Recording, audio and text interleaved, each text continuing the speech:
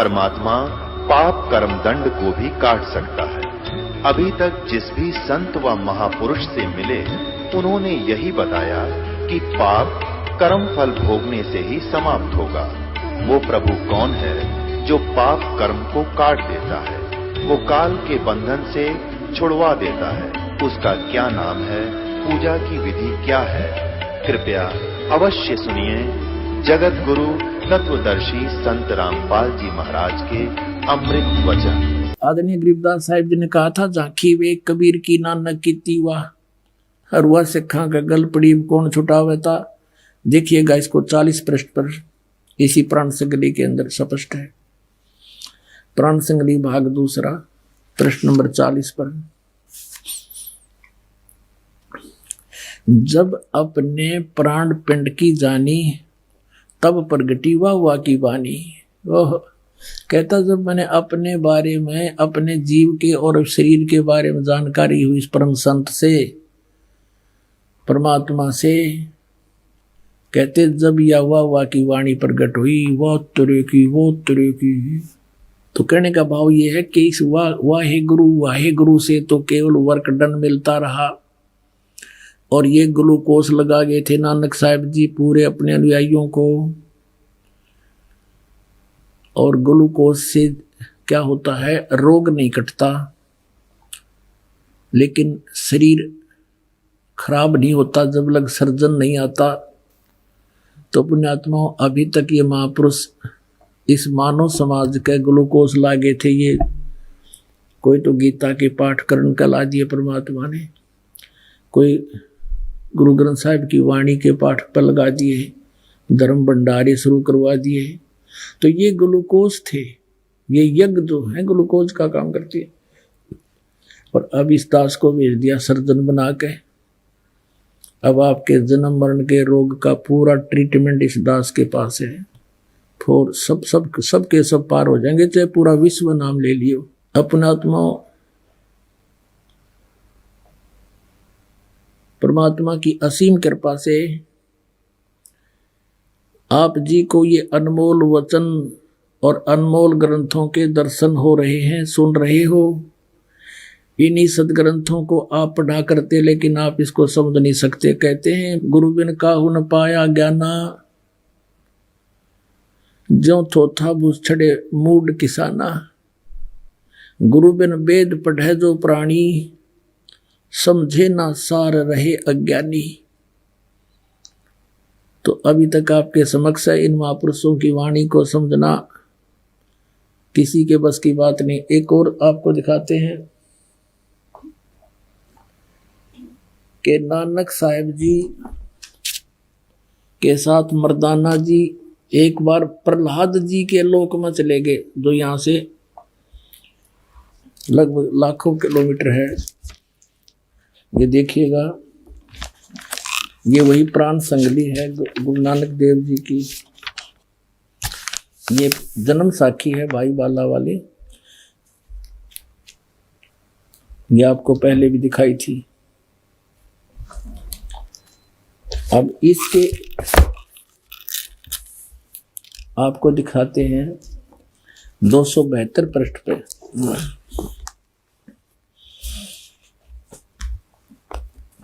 प्रहलाद भगत नाल गोष्ठी 272 पृष्ठ पे। तो प्रहलाद भगत किहा, जब नानक साहिब जी मर्दाना और बाला वहां पहुंचे प्रहलाद भगत के लोक में, ता प्रहलाद भगत किहा, नानक तपाजी तैनू कलयुग विच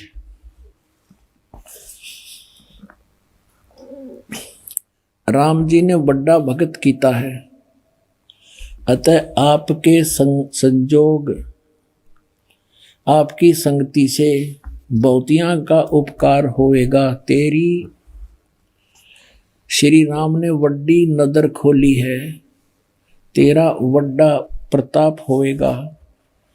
इस कलयुग विच अगे कबीर भगत ऐथे आया है।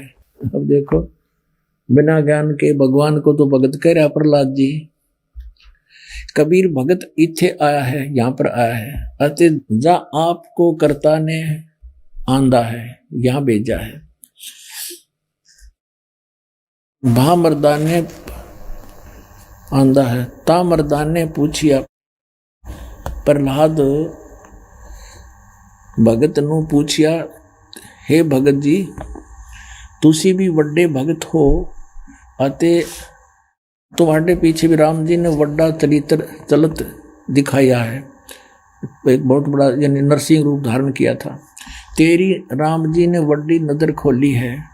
भगत जी ऐथे होर कोई भी पहुंचिया है कि कबीर अते नानक तपा जी ही पहुंचिया है। ता प्रहलाद भगत बोलिया, भाई नानक तपे पासों पूछ ले और भी आवसी के ना आवसी, या कोई और आओगा कि नहीं आओगा। कोई ता भगत मर्दान ने किया, जी तुसी वड्डे भगत हो, अगली ते पिछली सब आपनो सतयुग थी, सतयुग तक आदि लेकर मालूम है। ता प्रहलाद भगत ने कहा कि सुन भाई, इस जीहा कोई होएगा ता ऐथे पहुंचेगा, यानी नानक जी जैसा कोई होगा या तो यहाँ पर पहुंचेगा।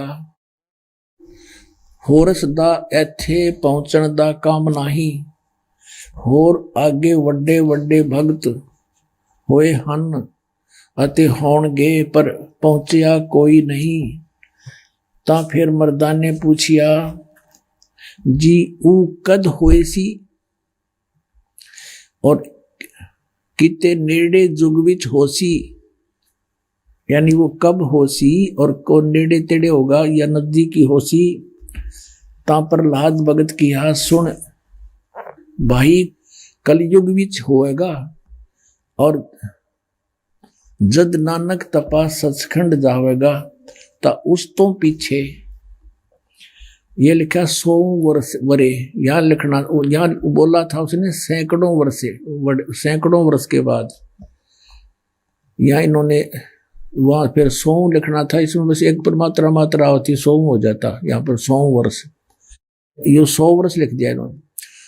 उसी 100 वरे होसी अते एना तेहा ते बगैर होर कोई ना आवसी, यानी इन तीना के बिना यहाँ पर कोई नहीं आ सकता। ता मर्दान ने पूछिया, जी तीन केड़े हन। ता प्रहलाद भगत की, हा भाई आगे कबीर होया है ते हुण नानक तपा हुआ है अते फिर ऊ होसी। ता मर्दान ने पूछिया, जी कबीर दुलाहा होया ते नानक खत्री होए अते जी ऊ किस वर्ण होएगा, वो किस वर्ण विच होएगा, यानी किस जाति से होएगा, ते किस धरती पर होएगा होसी और केड़े शहर ता।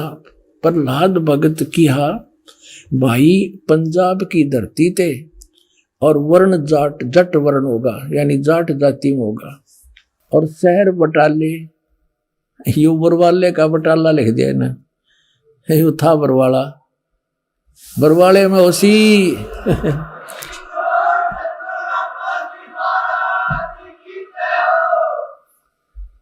अब इसमें स्पष्ट कर दिया कि केवल 3 ही होंगे इस पृथ्वी पर इस राज को जानने वाले। एक तो भगवान स्वयं आए थे, कबीर परमेश्वर,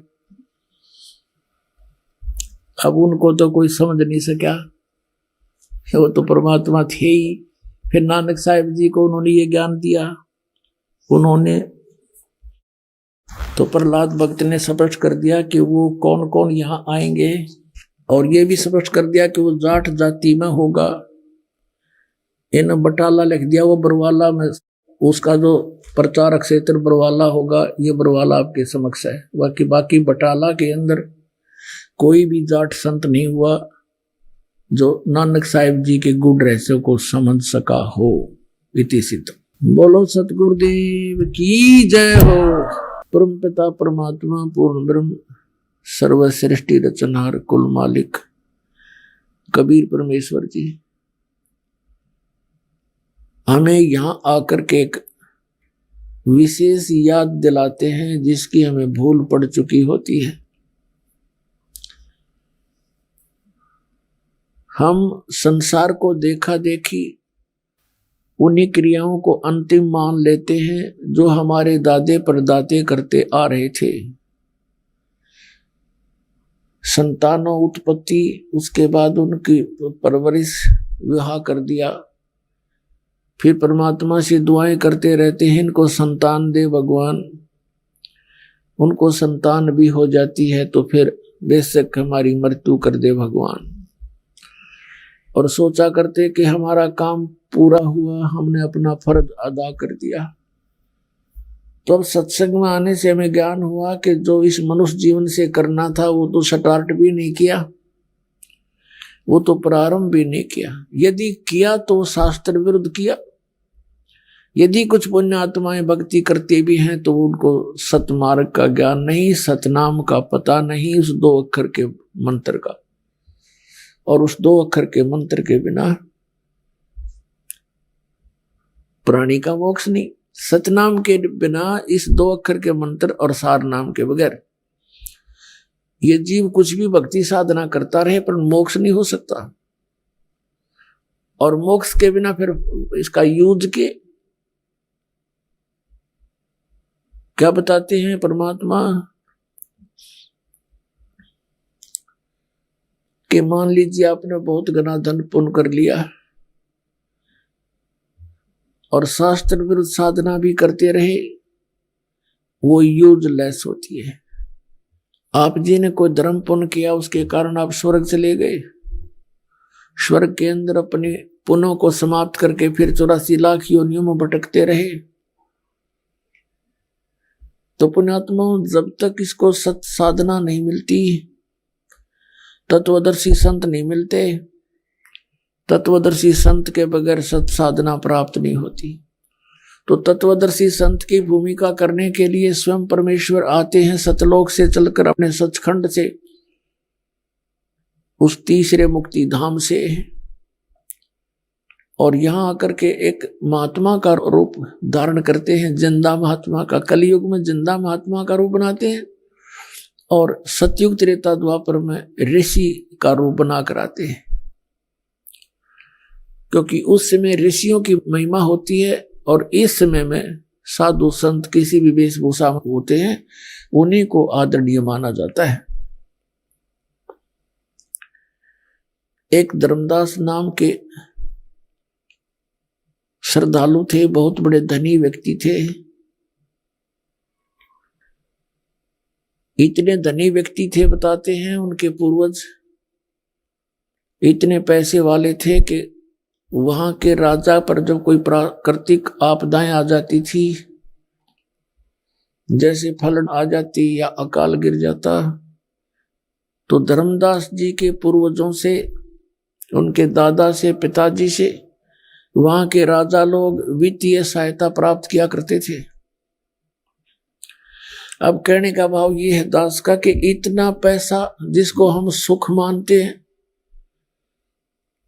और उस सुख से भी आत्मा संतुष्ट नहीं होती, क्योंकि इसको पता है, आभास है कि परमात्मा प्राप्ति बिना इस जीव का कोई लाभ नहीं, इस मनुष्य शरीर का। इसलिए इतना कुछ होते हुए भी वो भगवान की लगन में लगे हुए होते हैं, तो महापुण्यकर्मी प्राणी होते हैं। ऋग्वेद मंडल नंबर 9 सूक्त नंबर 86 में, मंत्र नंबर उसके 26 और 27 में, ऋग्वेद मंडल नंबर 9 सूक्त 82 के मंत्र नंबर 1, 2, 3 में, ऋग्वेद मंडल नंबर 9 सूक्त 96 यानी 96 के मंत्र 16 से 20 में, ऋग्वेद मंडल नंबर 9 सूक्त नंबर 94 मंत्र 1 में, ऋग्वेद मंडल नंबर 9 सूक्त नंबर 1 मंत्र 8-9 में, ऋग्वेद मंडल नंबर 9 सूक्त 20 मंत्र 1 में, और भी अनेक स्थानों पर वेद बताते हैं कि वो परमात्मा कबीर देव है, कबीर साहब है, और ऊपर ध्युलोक में रहता है, विराजमान है। ध्युलोक माने तेजो में, प्रकाश में, लोक में, और वहां से गति करके यहां आता है, अच्छी आत्माओं को मिलता है, उनको ज्ञान उपदेश देता है। तो पुण्यात्माओं, जो वेद ज्ञान बताते हैं, वेद परमात्मा के गुण बताते हैं, महिमा बताते हैं, वो लीला एकमात्र कबीर परमेश्वर जी ने की है, जो काशी शहर में जुलाई की भूमिका, दान की भूमिका किया करते थे। और वही एक जगत गुरु के रूप में, वही सब पीरा दे पीर, यानी सब गुरुओं के गुरु, जगत गुरु वो स्वयं ही होते हैं। अब जैसा आपको दास बार बार बताता है कि जिन महापुरुषों को परमात्मा प्राप्ति हुई, उन्होंने परमात्मा के वही गुण बताए हैं जो वेदों में वर्णित है, और उन महापुरुषों ने वो भी ज्ञान दिया है जो वेदों में वर्णित नहीं है, इनसे आगे का है। तो जिस महापुरुष की वाणी वेदों से भी मिलती है और वेदों से हटकर जो परमात्मा ने स्वयं आकर ज्ञान बताया उससे मेल खाता है, तो वो संत परमात्मा से परिचित है, वो साक्षात्कार कर चुका है। तो कलयुग के अंदर जिन महापुरुषों को परमात्मा मिले, उनमें से आदरणीय धर्मदास साहिब जी, आदरणीय मलुकदास साहिब जी, आदरणीय नानक साहिब जी सिख धर्म के प्रवर्तक, आदरणीय दादू साहिब जी, आदरणीय गरीबदास साहिब जी गांव छुड़ानी जिला दद्दर हरियाणा प्रांत वाले, आदरणीय गीसा दास साहिब जी गांव खेखड़ा जिला मेरठ उत्तर प्रदेश में, इन महापुरुषों को परमात्मा मिले। इनमें से आदरणीय गरीबदास साहिब जी को विशेष ज्ञान दिया परमात्मा ने, या धर्मदास साहिब जी को दिया, और एक या नानक साहिब जी को दिया। इन तीन महापुरुषों को विशेष ज्ञान दिया था। वैसे तो इन सभी महापुरुषों को ज्ञान दिया, लेकिन इन तीनों को विशेष ज्ञान दिया था। विशेष का तात्पर्य यह है कि जैसे आदरणीय धर्मदास साहिब जी और आदरणीय नानक साहिब जी तो कबीर साहिब के समकालीन थे, तो फिर बीच में क्या हुआ कि जैसे आपने कल देखा, इन महापुरुषों की वाणियों को कैसे खराब कर दिया। आदरणीय नानक साहिब जी ने परमात्मा प्राप्ति के उपरांत एक ग्रंथ की रचना की थी जिसका नाम रखा था प्राण संगली, और उसमें अपना पूरा ए से लेकर जेड तक कैसे कौन परमात्मा है, कैसे मुझे मिला, उसके पाने की विधि क्या है, उसका श्वासों से सिमरन है। प्राण, प्राण माने श्वास, और श्वास के सिमरन से परमात्मा प्राप्ति होगी। इस 2 अक्षर के मंत्र का जाप करने से, साथ में सार नाम, तो इन तीनों का जाप करना होता है। 2 अक्षर के मंत्र का दोनों का जाप करना है, और सार नाम का। तो उन्होंने, आदरणीय नानक साहिब जी ने प्राण संगली अर्थात श्वासों का भेद उसमें छुपा दिया था, लिख दिया था। क्योंकि काल से इस भक्ति को बचाए रखने के लिए परमात्मा के आदेश से इन महापुरुषों ने वही किया जो परमात्मा का आदेश था। परमेश्वर कबीर जी ने उस समय इनसे कह दिया था कि तुम इस सतनाम का जाप करो। 2 अक्षर का जो जाप है सतनाम का, इसमें एक ओम मंत्र है, एक गुप्त है, ये दास बताएगा। लेकिन इसको अभी डिस्क्लोज ना करना, सार्वजनिक मत करना, नहीं तो ये काल के द्वारा भेजे गए संत, ये पंथ, इनको ये नाम का पता लग जाएगा, और ये अधिकारी है नहीं, अनअधिकारी से प्राप्त मंत्र से प्राणियों को लाभ किसी को होगा नहीं। और सभी ये सोचेंगे कि हमारे गुरुजी भी यही मंत्र देते हैं, हमारे गुरुजी भी यही मंत्र देते हैं, और फिर जब हम अपना दास भेजेंगे, ये दास जब भेजना था, फिर कोई भिन्नता नहीं होती, क्योंकि साधना में भिन्नता होनी चाहिए। ज्ञान में, ज्ञान तो कोई सुना सुनाया भी थोड़ा बहुत मिलता जुलता बोल सकता है, समाधान के ऊपर सारे सब कुछ आधार है। अब वो समाधान यदि पहले डिस्क्लोज हो जाता तो ये नकली पंथ जितने हैं, ये निरंकारी पंथ, राधा स्वामी पंथ और इसकी ब्रांचें, सच्चा सौदा सिरसा और जगमाल वाली गंगुआ में, राधा स्वामी ब्यास आगरा में, आगरा वाला ब्यास वाला जय गुरुदेव ये भी उसी कुएं का पानी है। दनौद भिवानी हरियाणा के अंदर ठाकुर जी, कृपाल जी, जितने भी सारे एक ही कुएं का जल है। इनको कक का पता नहीं, भक्ति मार्ग का 500 नाम काल के जाप करें। और एक थोड़ी सी चतुरता दिखाई है इन्होंने, सच्चा सौदा सिरसा वालों ने। इन्होंने, किसी ने टोकते रहे कि तुम तो काल के नाम जाप करते हो, ओंकार निरंकार ज्योति निरंजन, और सतनाम कोई नाम में नहीं होता। सतनाम तो वो सच्चे नाम की तरफ संकेत है। ये उसने सतनाम सतनाम करते। तो इन्होंने अकाल मूर्त, शब्द स्वरूपी राम, सतपुरुष 3 नाम रख लिए, घर के बना रखे। अकाल मूर्त माने अविनाशी परमात्मा, जिस मूर्ति का साकार भगवान का नाश ना हो, अविनाशी। सतपुरुष, सत माने अविनाशी, पुरुष माने परमात्मा, अविनाशी पुरुष। शब्द का नाश कभी नहीं होता, शब्द स्वरूपी राम, अविनाशी परमात्मा। अब तीनों का अर्थ अविनाशी परमात्मा बनता है, चाहे सतपुरुष कह लो और चाहे काल मूर्त कहो, चाहे शब्द स्वरूपी राम कहो। जैसे जल कहो, नीर कहो, पानी कहो। जल पानी नीर कहना कौन सी अच्छी बात है? मूर्ख है। कहे भाई जल चाहिए मुझे, जल पानी नीर चाहिए, जल पानी नीर, ये कोई बात हुई?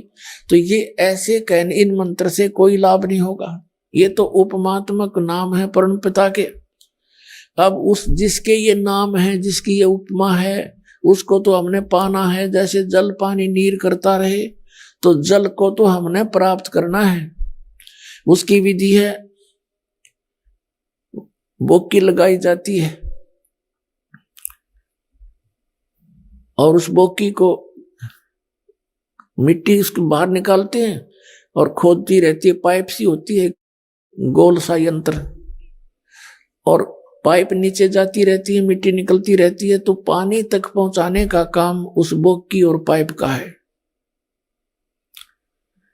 उसके बाद मशीन लगती है हैंडपंप के ऊपर, जो फिर उसकी भी पूजा, उसको भी ऐसे हिलाया जाता है, प्रैक्टिस की जाती है, तब जल निकलता है। ऐसे ही ये 2 अक्षर का मंत्र जो सतनाम है, जिसमें एक ओम मंत्र है और एक आपको पता है जिन्हें उपदेश मिल गया है, तो ये श्वास उश्वास से मंत्र करना है। तो प्राण संगली के अंदर आदरणीय नानक साहब जी ने ये भेद छुपाया था, लिखा था, लेकिन वो भी कोड वर्डों में होता है, सीधा नहीं लिखते संत। अभी तक नहीं लिखना था सीधा और ना ही बताना था। अब जैसे प्राण संगली में कहीं ओम शब्द लिखा है तो कहीं जाकर सोहम लिखा है। एक जगह लिखा तो और भी कई जगह था, लेकिन उसको इन्होंने मिटा दिया। लेकिन इसमें सिमरन की विधि नहीं बता रखी हो बिल्कुल भी पूरे ग्रंथ में। इतना अवश्य बताया जाता है, जैसे कबीर परमात्मा कहते हैं, श्वास उश्वास में नाम जपो और व्यर्था श्वास ना खो, न जाने श्वास को आवण हो कि ना हो। आदरणीय गरीबदास साहब जी कहते हैं कि इस 2 अक्षर के मंत्र के बारे में कहते हैं, सतनाम, इसको जपो श्वासा, श्वास के द्वारा इसका जाप करो। तो पुण्यात्माओं, जैसे 2 अक्षर का मंत्र है, ये सतनाम है। श्वास बाहर छोड़ते हैं, श्वास अंदर लेते हैं। एक श्वास में एक मंत्र छोड़ना है, दूसरे में दूसरा लेना है। और कई नाड़ी क्या करते हैं, सोहम मंत्र परमात्मा के सदग्रंथ से चुरा लिया। कबीर परमेश्वर कहते हैं, सोहम शब्द हम जग में लाए, सार शब्द हमने गुप्त छुपाए। ये सोहम शब्द आपके किसी भी लेख में नहीं पाओगा, वेद शास्त्र में नहीं है। आपके जो 52 अक्षर के लेख हैं उनमें ये मंत्र नहीं है। सोहम शब्द हम जग में लाए, सार शब्द हमने गुप्त छिपाए। सोहम शब्द तो प्रकट कर दिया, लेकिन सार शब्द कहता हुआ भी नहीं लागण दी परमात्मा ने सार नाम के। नहीं तो नकली नाश कर देते सारे भक्तों का, करोड़ों तो बर्बाद कर दिए, शेष का भी भट्ठा बैठा देते हैं ना। इनकी भक्ति, इनका हेड ऑफ द डिपार्टमेंट प्रेत बनकर धक्के खा रहा है। शिवदयाल जी अपनी बेटी अपनी ही शिष्या बुक्की में आकर के ओक्का पीवे हैं, और फिर वो चूरमे खा, रोटी खा, बैठ के हो गया पार, वो डुबो गया दुनिया ने। श्रद्धालुओं ने उसको परम धनी माना, 500 नाम काल के जप के हठ योग करके अपना जीवन नाश किया, करोड़ों को और विनाश कर डाला। अब ये सतनाम का जो 2 मंत्र का अक्षर है, अक्षर का 2 मंत्र का अक्षर का समझ लो, ये जाप है सतनाम। ये तो ऐसा समझो कि जैसे बोकी और पाइप का काम है, और उसके बाद फिर हैंड पंप। अगर मशीन नहीं बंधी ऊपर तो यूजलेस है वो, पाइप पानी तक पहुंच गई सारी बात होगी, लेकिन वो मशीन ना लगी तो भी यूजलेस है। तो सार नाम वो मशीन है, और सतनाम ये 2 अक्षर का उस जल को पाने की बोकी का काम करेगा। उल्टी सुल्टी बोकी श्वास उस श्वास से लगेंगी। तो इन महापुरुषों ने ये भेद नहीं बताया कि कैसे सिमरण करना होता है श्वास का, इतना अवश्य हिंट दिया है कि ये प्राणों से, श्वासों से सिमरण होता है। और कुछ नाड़ी क्या करते हैं, परमात्मा के इस सूक्ष्म वेद से, कबीर वाणी से सोहम शब्द ले लिया, उसके 2 भाग कर लिए, कहते हैं 100 बाहर निकाला, हम अंदर ले ले। कमाल की बात है, एक मोटरसाइकिल के 2 भाग कर ले, बीच तक काट ले उसने। हरनों का यू पही आगे न चलेगा, यू पाछे न चलेगा। परमात्मा कहते हैं बेखों के लश्कर फिरे, ये बेखों के पंथों के लश्कर फिरे, यानी टोल के टोल बने फिरते हैं। ये बाणी चोर कठोर और सतगुरु धाम ना जावेंगे, ये 84 के ढोर। क्या बताते हैं कि ये ना जाने कितने पंथ बन गए, कितने संत बन गए, परमात्मा की वाणी चुरा करके बेखों के लश्कर फिरे, ये बाणी चोर कठोर और सतगुरु धाम ना जावेंगे, ये 84 के ढोर। राधा स्वामी वालों ने कबीर परमेश्वर जी की वाणी को चुरा कर नारी दुकान बना ली, और जिस कारण से मालिक की ये वाणी स्पष्ट सिद्ध हो रही है कि शिवदयाल जी भूत बनकर अपनी शिष्या बुक्की में प्रवेश है। तो पुण्यात्माओं, बुद्धिमान व्यक्ति को देर नहीं करनी चाहिए, मनुष्य जीवन बार बार नहीं मिलता।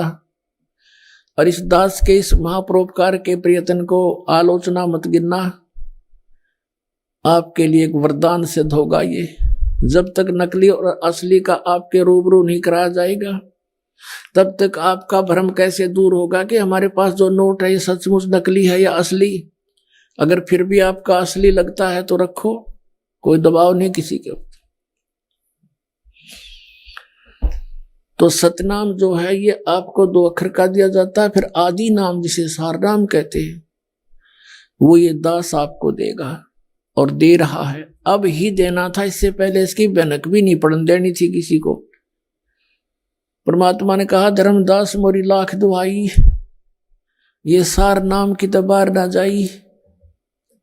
सार नाम बार जो पढ़ी बिचली पीढ़ी हमसे नहीं तरही। तो पुण्यात्माओं, इन महापुरुषों को सतनाम के लिए भी मना कर दिया था कि ये मूल ज्ञान की तबार ना जाए। तो जिस कारण से आदरणीय नानक साहिब जी ने इस सतनाम की भनक भी नहीं लागने दी किसी सिख को। एक बार मर्दाना ने कोशिश की थी इस सतनाम के जाप करने की, जो भाई बाले वाली जन्म साखी गुरु नानक देव जी की समुद्र की साखी में वर्णित है कि नानक साहिब जी से अर्ज की थी बाला और मर्दाना ने कि हे महाराज हमको लंका दिखा दो। तो समुद्र के किनारे जब पहुंच गए, आंखें बंद कर फिर खुलवाई और कहा कि अब मेरे पीछे पीछे समुद्र के ऊपर चलो, वाहिगुरु वाहिगुरु कहते रहना।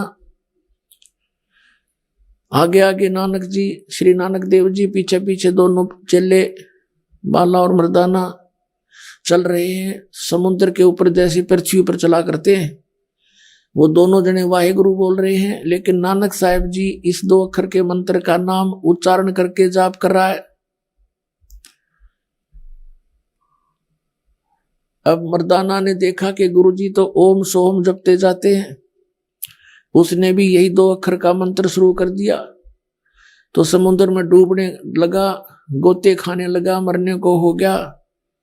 तब नानक साहब ने कहा कि भाई गुरु की करने की तरफ नहीं देखा करते, गुरु जी की आज्ञा का पालन कर, वही मंत्र जाप कर जो मैंने तुझे कहा है, वाहिगुरु। तो उसी समय वो वाहिगुरु वाहिगुरु करने लगा, तो फिर उसी तरह खड़ा हो गया और समुद्र पर चलने लगा। तो ये झटका देना जरूरी था और इस मंत्र को सार्वजनिक करना भी आवश्यक था कि ये पता चले कि मैं के मंत्र जाप करूं था, मैं किससे मोक्ष हुआ मेरा।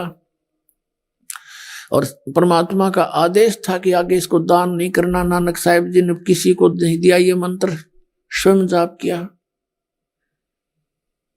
तो पुण्यात्माओं, वो महापुरुष थे, वो दृढ़ भक्त थे, जैसा कि वेदों में लिखा कि वो दृढ़ भक्त को आकर मिलता है। तो ये वो दृढ़ भक्त थे, इन्होंने भगवान के आदेश का पालन किया। ये नहीं सोचा कि आने वाले अनुयायियों का क्या होगा। वो परिचित थे इस बात से, परमात्मा से डेली वार्ता किया करते थे। वो परमात्मा कबीर परमेश्वर जी उनको समझा करते थे कि चिंता ना करो, तुम ये वाहिगुरु मंत्र देते हो, ये वाहिगुरु कौन है? ये कबीर परमेश्वर की तरफ संकेत है। आदरणीय गरीबदास साहिब जी कहते हैं, झांकी वे कबीर की नानक की तीवा, और वह सिखा के गल पड़ी कौन छुड़ावेता। तो आपको कल प्राण संगली में दिखाया था कि वाहिगुरु नाम के जाप से वर्क डन मिलता है, किया कर्म ही मिलता है, मोक्ष नहीं हो सकता। और मोक्ष के लिए ये सतनाम 2 अक्षर का ये अनिवार्य है। तो यहां ये भी ध्यान रहे कि नानक साहिब जी के उपरांत जितने भी 9 गुरु हुए हैं सिख धर्म के, उनको भी सतनाम प्राप्त नहीं था। तो इन महापुरुषों ने इसको इतना सीक्रेट क्यों रखा? क्योंकि आदेश परमात्मा का था और ये मालूम था, परमात्मा ने कह दिया था कि कहीं नहीं जाएंगे। अभी मैंने इनको चार्ज कर रखा है, पिछले आए थे जब 120 वर्ष रह कर गए थे परमात्मा, तो इनको मनुष्य जीवन मिलता रहेगा। इस क्रियाएं पर लगा दो धर्म यज्ञ और ये ज्ञान यज्ञ यानी वाणी का पाठ, और भंडारों पर लगा दो वाहिगुरु करते रहेंगे, इनकी आस्था बनी रहेगी भगवान। और फिर जब आएगा पीक टाइम, प्राइम टाइम, फिर इनका फिर जन्म होगा और इनके घर पर फिर देखना सब बच्चों के सभी जो इस मालिक की शरण में आएंगे, इनके घर के अंदर जो संतान आवेगी वो बहुत पुण्यकर्मी प्राणी भेजेगा परमात्मा, कि उनको सीधा ही सतनाम प्राप्त होगा, उन डले ढोने को नहीं। तो महान आत्मा होंगे आपके घरों पर और अब के सब का पार हो जाएगा। अब जैसे हमने असंख्यों जन्म हो गए, जन्मते और मरते, और परमात्मा को पता था कि 5-7 जन्म और हो गए थे कि बिजली पड़ेगी, फिर संभाल लेंगे आके। और जय ये काल के दूता के हाथ लग जाता, पुण्यात्माओं भट्ठा बैठ जाता मनुष्य जीवन का, और नास्तिक हो जाते कुछ दिनों में ये पूरा मानव समाज। राधा स्वामी धन सतगुरु से आने वाली पुण्यात्मा रो रहे हैं, कहते हैं हमने 30-30 वर्ष बर्बाद कर दिए और हमें कोई आध्यात्मिक लाभ तो दूर, हमें भौतिक लाभ का भी नाश हो गया हमारे का, क्योंकि पूर्व जन्म की पुण्यकर्मी प्राणी ही परमात्मा की खोज किया करते हैं और वो फंस गए इन परम धनिया के, जिन्हें कक का भी पता नहीं था। आप भूत बन गए और साथ में इनका जीवन नाश कर दिया। तो पुण्यात्माओं, अभी भी कुछ नहीं बिगड़ा है। बुद्धिमान समाज को चाहिए कि तुरंत फैसला ले और तुरंत आकर यहाँ कल्याण करवा ले। कोई शौक नहीं दास को, और कोई ये महिमा की भूख नहीं कि गणेश शेष बना लूं, नहीं। दास तो एक कुत्ता है परमात्मा का भेजा हुआ, आपके लिए भौंक रहा है। आप धनी हो और धनी ही चिंता किया करता है, कुत्ते के भौंकने से जाग जाता है। जिसके पास पैसा है नहीं वो कुत्ता भौंके जाओ, उसने पता मेरे पास खक नहीं। तो जो पुण्यकर्मी प्राणी हैं वही भगवान की खोज में घूम रहे हैं, वो धनी है पिछले जन्म के इस पुण्य भक्ति के। तो उनके लिए दास ये भौंक रहा, आवाज लगा रहा है कि तुम गलत दिशा में जा रहे हो, तुम्हारा धन नाश हो रहा है, तुम्हारी जेब कट रही है, तुम्हारा जीवन बर्बाद हो रहा है, संभलो और आके सतनाम लेकर कल्याण करवाओ। अब जैसा दास ने एक शब्द, एक वाक्य बोला था कि इन 3 महापुरुषों को विशेष ज्ञान दिया, किन किन को? आदरणीय धर्मदास साहिब जी को, आदरणीय नानक साहिब जी को, आदरणीय गरीबदास साहिब, गांव छुरानी, जिला झज्जर वाले को। कारण क्या था कि आदरणीय धर्मदास साहिब जी, आदरणीय नानक साहिब जी ये तो समकालीन थे परमात्मा। और काल ने कहा था कि मैं, कबीर परमेश्वर को कहा था, तेरे ही पंथों में जो तेरे नाम से पंथ चलाऊंगा और उनमें अपने दूत भेज के तेरे सदग्रंथ सबका नाश करवा दूंगा, भक्ति शास्त्र विरुद्ध साधना करवाता रहूंगा, ताकि वो मेरे मुख में ही समाते रहेंगे। तो मालिक को पता था कि ये काल के दूत या फिर काल से प्रेरित या पूर्ण ज्ञान ना होने के कारण ये संत पद प्राप्त प्राणी इन सदग्रंथों को बर्बाद कर देंगे। उसकी पूर्ति के लिए आदरणीय गरीबदास साहिब जी के द्वारा परमात्मा ने अपनी वाणी का प्राकट्य दोबारा करवाया। और ये उन्होंने पूर्व निश्चित कर दिया था कि धर्मदास जो बर्मा पंथ आवेगा काल का है, तो ये सारे काल के ही पंथ, और सभी प्राणी सभी संत वो हैं परमात्मा के ही बच्चे।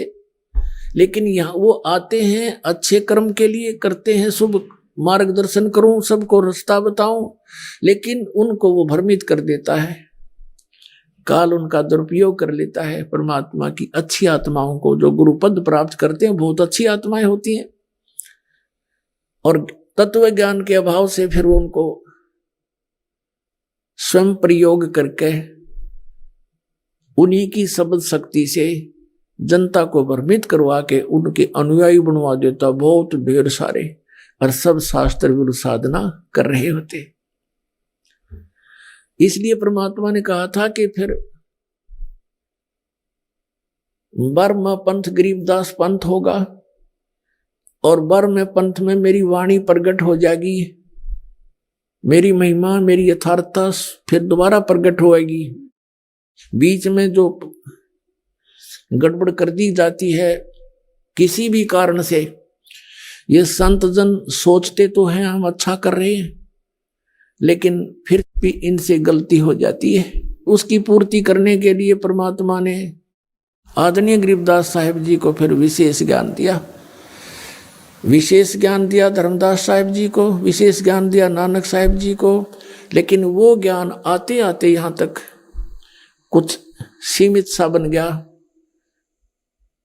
और उस जो यथार्थ ज्ञान थे उनको किसी भी कारण से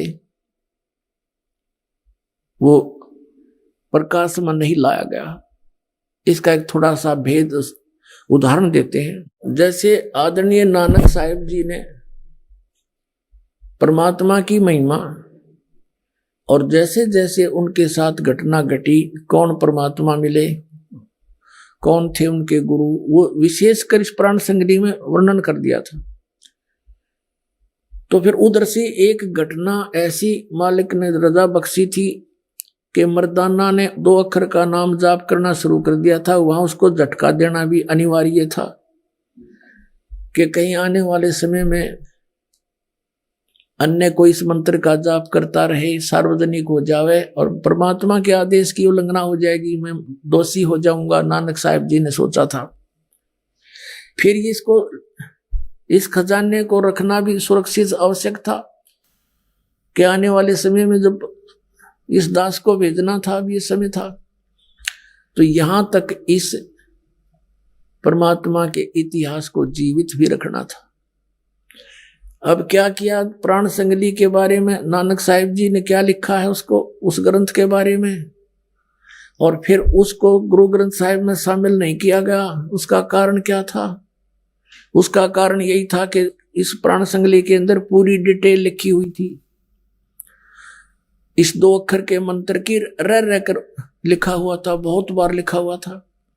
और साथ में ये भी लिखा हुआ था कि मुझे बनारस में, काशी में वो कबीर जो धानक है दुल्हा, वो मेरा गुरु जी था, मैंने उनसे उपदेश लिया था। अब 5वें गुरु अर्जुन देव जी ने जब उसको पढ़ा, राजा शिवनाभ से मंगाकर सिंगल दीप तय, उसमें जब सारा कुछ डिटेल देखी, उसमें ये मंत्र भी था जो मर्दाना ने जाप किया और श्री नानक साहिब जी ने मना कर दिया था। तो उन्होंने ये दृष्टिकोण भी रखा कि कहीं इस ग्रंथ को, प्राण संगली को गुरु ग्रंथ साहिब में मिला दूं, आने वाले समय में सिख समाज इसका जाप करेगा, क्योंकि लिखा गया तो पढ़े भी गए, जाप भी करने लग जाएंगे, क्योंकि इसमें बहुत डिटेल लिखी है कि इस नाम के बिना मोक्ष नहीं हो सकता। प्राण संगली में लिखा है कि इस मंत्र से, सतनाम से, सच्चे नाम बिन मोक्ष नहीं हो सकता। तो अंडरस्टूड है कि अगर ये पता लग जाता, इसमें लिखा तो ये शुरू कर देते, वाहिगुरु छोड़ के इसको भी शुरू कर देते, तो इन काल के दूतों का हाथ लग जाता। जिस कारण से श्री अर्जुन देव जी ने इस पवित्र सदग्रंथ को, नानक साहिब के द्वारा लिखे सदग्रंथ को जल में फेंक दिया पूरा का पूरा। अब देखो, ऐसे इस काल ने, चाहे कुछ भी कारण था, उन महापुरुष ने कुछ भी सोचा, लेकिन ये अच्छा प्रयत्न नहीं था कि उसको समाप्त कर देना। ठीक है, ग्रंथ साहिब में नहीं डालना था तो अलग रख लेते और उसको आने वाले को बता जाते कि इसको अभी सीक्रेट रखना है। फिर भी दया करी दाता ने उसको निकलवाया किसी में प्रेरणा करके। देखो इन्हीं का इतिहास बताते हैं। ये प्राण संगली देखो,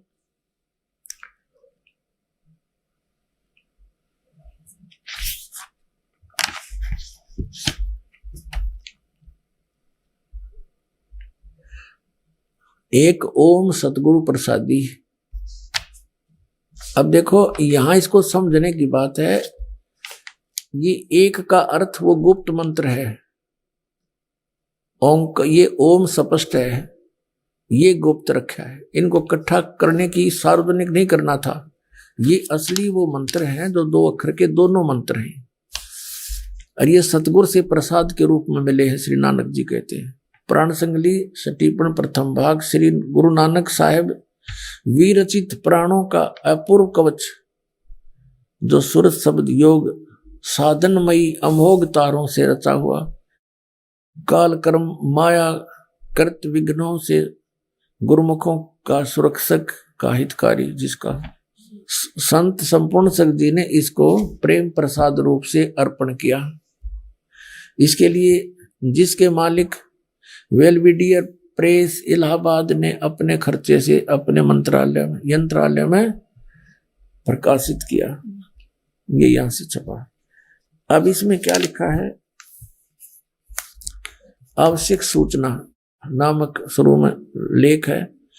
गुरु नानक साहिब ने यह अपूर्व ग्रंथ प्राण संगली किस अवसर पर सिंगला द्वीप में वहां के परम भक्त राजा शिवनाभ जी को उपदेश करके बख्श दिया, शिवनाभ राजा को दे दिया, और फिर उनकी 5वीं गद्दी के अधिष्ठाता गुरु अर्जुन देव जी ने उसे कैसे सिंगल द्वीप से मंगवाया तथा किस कारण से उसे गुरु ग्रंथ साहिब के संग्रह से अलग रखा, इसका वर्णन गुरु नानक साहिब जी के जीवन चरित्र में दूसरी यात्रा के आखिरी हिस्से में और टिप्पणकार के निवेदन में लिखा है। गुरु नानक साहिब ने इस अनमोल ग्रंथ का नाम प्राण संगली लिखा। क्यों रखा, यह तो पक्के तौर पर वही कह सकता है जिसकी गति उन किसी हो, वह जो नानक साहिब जैसे पहुंचे हुए संत हो। यह सच्ची तो वही बता सके कि प्राण संगली नाम किस लिए रखा, तो भी कुछ लखावा उसका उनके इस वचन से होता है जो निज मुख से उन्होंने राजा शिवनाभ से कहा, नानक साहब ने कहा था इस प्राण संगली रूपी ग्रंथ के विषय में, ई ग्रंथ मेरी देह है, मेरा स्थूल रूप है, प्राणों मेरियों का संग्रह का ये कवच है, जगत समुद्र का ई पुल है। संसार रूपी समुद्र से पार होने के लिए इसमें विशेष भेद दिया है मैंने। जगत समुद्र का ई पुल है, ई प्राण संगली मैं तैनू बख्शी है, ई अजर वस्तु है, सो तैं ही जरी है, यानी इसके लिए तू ही विश्वास पात्र है मेरा, और तूने इस पर विश्वास किया है। ई प्राण संगली अमृत प्रवाह है, तेरे ही मुख विषय प्रवेश हुई है, होर तिन लोका विच इस वस्तु नु संभालता कोई नहीं, ताते प्राणों विखे प्राण संगली रखनी। कहता इसने इतनी संभाल कर रखी है जैसे सांस होया करे। अब क्या कहा है नानक साहिब जी ने, देखो पुणात्माओं, ये शब्द पढ़कर दास की आंखों से आंसू बहने लगे। जिस दिन पहली बार पढ़ा, अभी हफ्ता पहले पढ़ा इसको, कि कितनी प्यार से कहा है कि ये मैंने जो एक परमार्थ लेख लिखा है, अपना अनुभव लिखा है परमात्मा से प्राप्त ज्ञान के आधार से, और ये प्राण संगली ग्रंथ मेरा शरीर है, मेरी देह है। अब जैसे गुरुजी का सत्कार करते हैं ऐसे आदरणीय तो रखना इसको, यानी किसी ओछे मंदे व्यक्ति को मत दे देना, कहीं इसको बर्बाद ना कर दे। भाव ये था उनका कहने का कि मैंने अपनी आत्मा निकाल के रख दी इसमें, जो ज्ञान इसके अंदर मैंने भर दिया, जो मैं जानू था इसमें सारा लिख दिया, और यह मेरा शरीर है, मेरी देह है, ये मेरा स्थूल रूप है। ये ना समझना कि प्राण संगली कोई नानक साहब जानकर कि उनकी शरीर है, इसमें मत्था टेके जाओ, नहीं। ये लेख हैं, ये धन दबागे, इसमें एक अनमोल धन दबागे महापुरुष, और आप उनके बच्चे हो, आपके लिए दबा गए। अब जैसे एक सेठ की मृत्यु होगी, उसने डायरी में लिख रखा था कि चांदनी 14 रात के 12 बजे मंदिर के गुम्बद में इतने पैसे करोड़ों रुपये का धन दबा रखा है। अब उस पिता की मृत्यु होगी, सेठ की, बच्चों ने वह डायरी पढ़ी और कहने लगे भाई मंदिर के गुम्बद में पिताजी ने बहुत धन दबा रखा है। उनके अंतिम संस्कार के बाद उन्होंने तुरंत मंदिर का गुम्बद फोड़ डाला, लेकिन वहां कुछ नहीं पाया। बड़े चिंतित हुए कि पिताजी के लिखने में चूक रह गई, हमारा धन बर्बाद हो गया, हम कंगाल हो गए, लुट गए, पिट गए, बुरा हाल हो रहा। आइए अब हम उन श्रद्धालुओं के अनुभव जानते हैं जो जगत गुरु तत्वदर्शी संत रामपाल जी महाराज जी से दीक्षा प्राप्त कर चुके हैं तथा उनके द्वारा बताए गए भक्ति मार्ग पर चल रहे हैं। नमस्कार सर। नमस्कार जी। सर क्या नाम है आपका? मेरा नाम जी राजकुमार है जी। सर कहाँ से आए हैं? मैं जी वैसे तो मेरा पिछा हैगा हिमाचल का हैगा जी, और मैं पंजाब 'ਚ ही पढ़िया लिखिया, पंजाब 'ਚ ही पढ़िया होया हाँ जी, पंजाब 'ਚ ही ये काम करदा होया जी। तो गुरु जी की दीक्षा ਲਈ है मैं 2013 ਦੇ ਵਿੱਚ, और मैं गुरु जी का सत्संग काफ़ी टाइम तो सुनता आ रहा सी, पर मेरे ज्ञान समझते नहीं आ रहा सी जी। और मैं गुरु जी ਨੂੰ पता नहीं अपने मन ਵਿੱਚੋਂ की ਕਹਿੰਦਾ ਸੀ, ਮੈਨੂੰ कोई पता नहीं लग रहा सी। और मैं भी ਇਹ ਗੱਲ सोचता सी भी ये संत महाराज जी ਜਿਹੜੇ ने ਗਿਆਨ ਜਿਹੜੇ ਕਿਤਾਬਾਂ 'ਚ ਕੱਢ ਦੇਈ ਜਾਂਦੀ ਹੈ, ਪਰ ਮੇਰੀ ਸਮਝ ਤੇ ਨਹੀਂ ਆ ਰਿਹਾ। ਉੱਦਾਂ ਮੈਂ ਦੇਖਦਾ ਹੁੰਦਾ ਸੀ, ਤੇ ਉਸ ਟਾਈਮ ਦੇ ਵਿੱਚ ਮੈਨੂੰ ਇਹ ਨਹੀਂ ਪਤਾ ਹੁੰਦਾ ਸੀ ਵੀ ਗਿਆਨ ਦੀ ਵਿਧੀ ਕੀ ਹੈ, परमात्मा ने किस तरह पाया जाता है। तो मैं बाकी दे भगतां का भी ज्ञान सुनता हुंदा सी, क्योंकि मेरा काम ही टीवी रिपेयरिंग का हैगा। मैं टीवी के सामने सारिਆਂ ਨੂੰ ला के भी सुणाउंदा हुंदा सी दुकान ਦੇ ਉੱਤੇ बाहर। ਤੇ पर मगर जब गुरु जी का आस्था चैनल ਦੇ ਵਿੱਚ ਮੈਨੂੰ याद है भी 2008-9 ਦੇ ਵਿੱਚ मैं ये सत्संग सुनता हुंदा सी, तो मैनू इन्ने चंगे नहीं से लगते हुंदे सी भगत जी। सर संत रामपाल जी महाराज से नाम दीक्षा लेने से पहले क्या आप कोई भक्ति साधना करते थे? देखो जी, जो साडे बुजुर्ग करते सी, देवी दे जाने, बाबा बालक नाथ दे जाना गा जी, और मंदिर से जाके मत्था टेक लेंदे सी, पीर के दे पीरां दी दरगाह ते जाके मत्था टेक लेना। ये साडी पिछोकड़ जिहड़ी मतलब धार्मिक जिहड़ी साडी हैगी सी, रीति रिवाजां अनुसार पूजा असीं करदे सी जी। तो सर जो भक्ति साधना आप पहले करते थे उनसे आपको क्या क्या लाभ हुए? देखो ਇਹ ਤਾਂ ਸਾਨੂੰ ਵੀ ਨਹੀਂ ਪਤਾ ਲੱਗਿਆ ਜੀ ਅਸੀਂ ਵੀ ਤਾਂ ਲੱਗੇ ਰਹੇ ਜੀ, ਲਕੀਰ ਦੇ ਫਕੀਰ ਬਣੇ ਰਹੇ ਜੀ। ਅਸੀਂ ਵੀ, ਸਾਨੂੰ ਨਾ ਤਾਂ ਸਾਡੇ ਕਿਸੇ ਮਾਤਾ ਪਿਤਾ ਨੇ ਦੱਸਿਆ ਵੀ ਇਹ ਭਗਤੀ ਸਹੀ ਹੈ ਜਾਂ ਗਲਤ ਹੈ। ਜਿਸ ਤਰ੍ਹਾਂ ਸਾਡੇ ਮਾਤਾ ਪਿਤਾ ਕਰਦੇ ਰਹੇ ਉਸੇ ਤਰ੍ਹਾਂ ਅਸੀਂ ਕਰਦੇ ਰਹੇ ਜੀ। ਤੇ ਜਦ ਸਾਨੂੰ ਹੁਣ ਵਿਧੀ ਪਤਾ ਲੱਗੀ ਹੈ ਤੇ ਹੁਣ ਫਿਰ ਮਾਲਕ ਦੇ ਗਿਆਨ ਨਾਲ ਜੁੜੇ ਹਾਂ ਜੀ ਅਸੀਂ, ਤੇ ਹੁਣ ਵਿਧि ਦੇ ਅਨੁਸਾਰ ਹੀ ਭਗਤੀ ਕਰ ਰਹੇ ਹਾਂ ਜੀ। तो सर संत रामपाल जी महाराज की शरण में आप कैसे आए?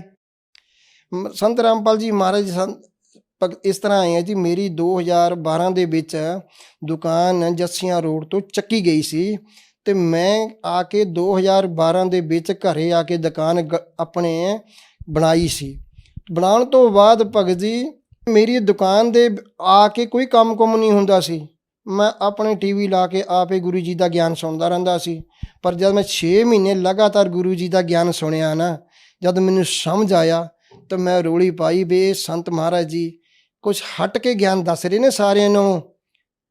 ਇਹ ਆਏ ਮਾਮੂਲੀ ਗਿਆਨ ਨਹੀਂ ਹੈਗਾ ਗਾ, ਇਹ ਕਬੀਰ ਸਾਹਿਬ ਪਰਮਾਤਮਾ ਦਾ ਗਿਆਨ ਦੱਸ ਰਹੇ। ਮੈਨੂੰ ਪਤਾ ਹੀ ਨਹੀਂ ਸੀ ਪਰ ਮੈਂ ਪਰਮੇਸ਼ਵਰ ਕਬੀਰ ਸਾਹਿਬ ਨੇ, ਇਹ ਤਾਂ ਗੁਰੂ ਜੀ ਨੇ ਦੱਸਿਆ ਪਰਮੇਸ਼ਵਰ ਕਬੀਰ ਸਾਹਿਬ ਹੈ।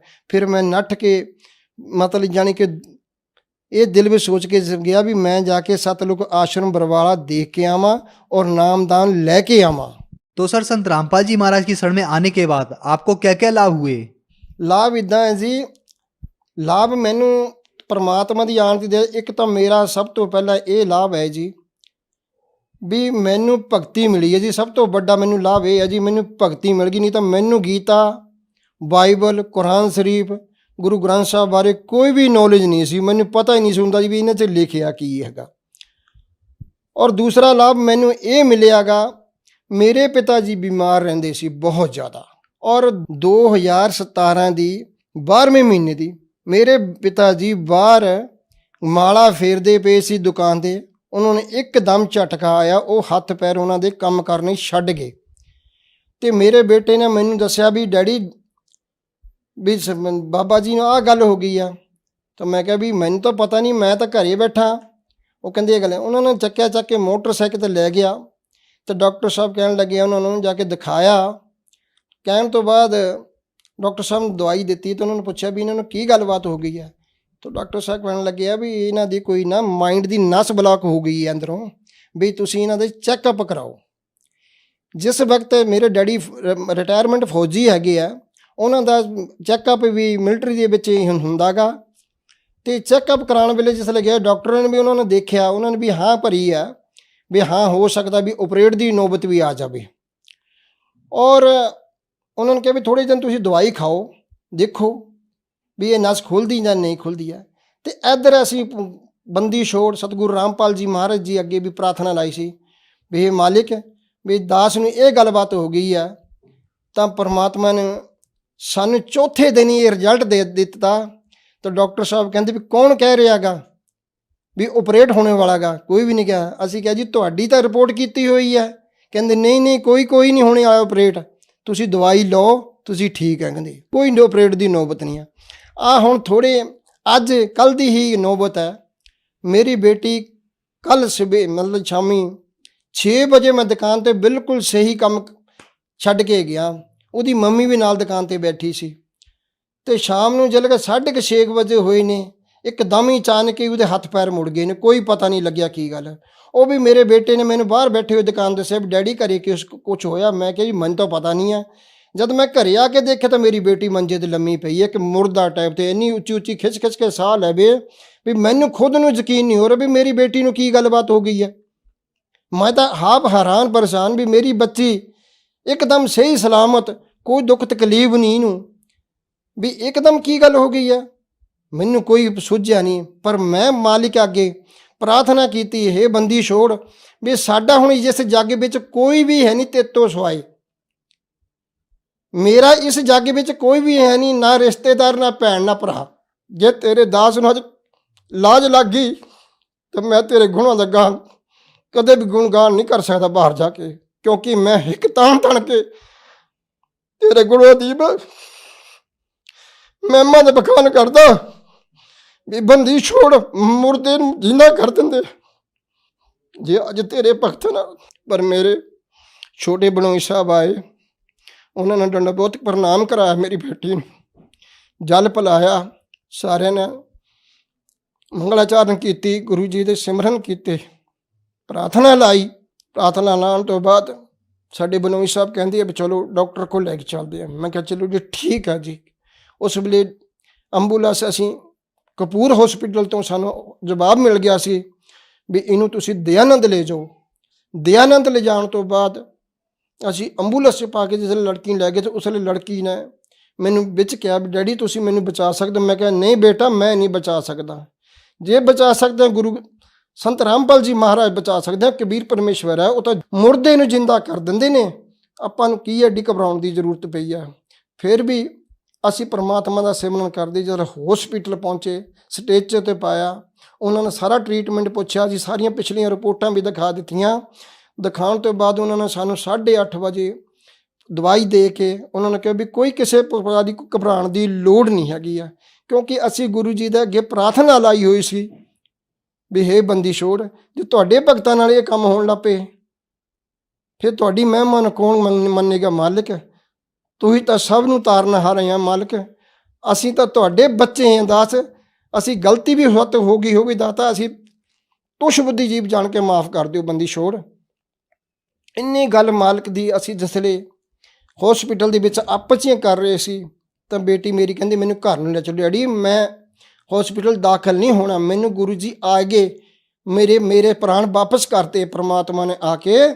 ਮੇਰੇ ਪ੍ਰਾਣ ਖਿੱਚੇ ਜਾ ਰਹੇ ਸੀ। ਮੈਂ ਕਿਹਾ ਬੇਟਾ ਮੈਂ ਕੀ ਤੇਰੇ ਪ੍ਰਾਣਾਂ ਦੀ ਰੱਖਿਆ ਕਰਨੀ, ਮਾਲਕ ਨੇ, ਮੈਂ ਤਾਂ ਤੁਹਾਨੂੰ ਪਹਿਲੇ ਹੀ ਦੱਸ ਰਿਹਾ ਸੀ ਵੀ ਪਰਮੇਸ਼ਵਰ ਹੀ ਜੋ ਕੁਝ ਕਰ ਸਕਦੇ ਨੇ, ਬਾਕੀ ਹੋਰ ਕੋਈ ਨਹੀਂ ਕਰ ਸਕਦਾ। ਇਸ 21 ਬ੍ਰਹਮੰਡ ਦੇ ਵਿੱਚ ਕੋਈ ਵੀ ਕੁਝ ਨਹੀਂ ਕਰ ਸਕਦਾ।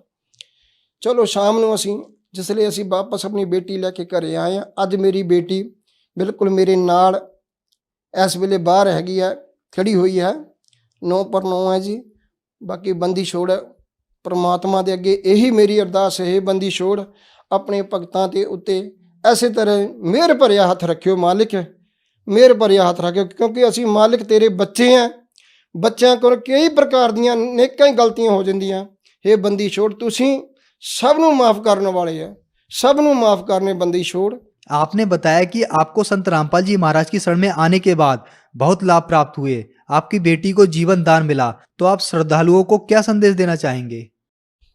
देखो जी, मैं श्रद्धालुओं के प्रार्थना करांगा हथ जोड़ के, पूरे जिन्ने भी संसार दे विच ये बैठे ने, साडे जिन्ने भी धर्म गुरु बैठे ने, पहला तो मैं इन्हां अगे अरदास ये प्रार्थना करांगा, मैं नाम नहीं लवांगा किसी गुरु का भी, और मेरा संकेत समझ लियो उन्होंने गुरुओं वाल हो गया जेड़े अज शास्त्र विधि नूं त्याग के मन आचरण करा रहे ने अपने भगतां उत्ते। ना तो उन्होंने कोई लाभ हो सकता, ना उन्होंने कोई सुख हो सकता, ना उन्होंने कोई उन्होंने कोई गति हो सकती है। ये दास हिक तान के गल कह रहे सानू, कोई मैं झूठ नहीं कह रहा, क्योंकि ये गीता जी के अंदर प्रमाण है 16वें अध्याय का 23वां श्लोक। क्योंकि दास नूं परमात्मा ने इस वेले मनीटर बना छड्या क्लासां दा। मैं तो धर्म गुरुओं नूं भी यही गल कहना चाहुंदा भी सारे धर्म गुरु जिन्ने भी हैगे इस ब्रह्मंड दे विच रहिंदे आके संत रामपाल जी महाराज दी शरण ग्रहण करन और अपना भी कल्याण कराण ते अपने श्रद्धालुओं दे भी। एवें उल्टी सीधी किसी नूं भी कोई भी ज्ञान दे के भरमत ना करो, ना पाप दे भागी बनो तुसीं। मैं सारे दे टीवी उत्ते ज्ञान सुनदागा, क्योंकि मैं हर टाइम 24 घंटे टीवी के मोहरे बैठा होंदागा। मैं कईयां दा सुनदा बाबियां दा ज्ञान, इस करके मेरी सारे जिन्ने भी मेरे भैन भरा वीर ने ना, सारे ने मेरी हथ जोड़ के प्रार्थना है जल्दी जी जल्दी गुरुदेव सतगुरु संत रामपाल जी महाराज जी शरण विच आके नाम उपदेश लेवो ते अपने जीवन नूं सुखी बनाओ। धन्यवाद सर। ससाई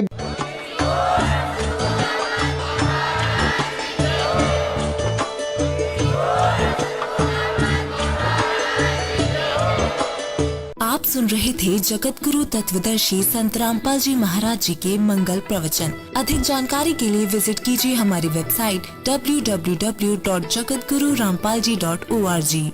संत रामपाल जी महाराज जी के शुभ आशीर्वाद से पूरे विश्व भर में 500 से भी ज्यादा नाम दीक्षा केंद्र हैं, जिन पर संत रामपाल जी महाराज जी द्वारा ऑनलाइन निशुल्क नाम दीक्षा दी जा रही है। अपने नजदीकी नाम दीक्षा केंद्र का पता करने के लिए संपर्क करें 8222880541।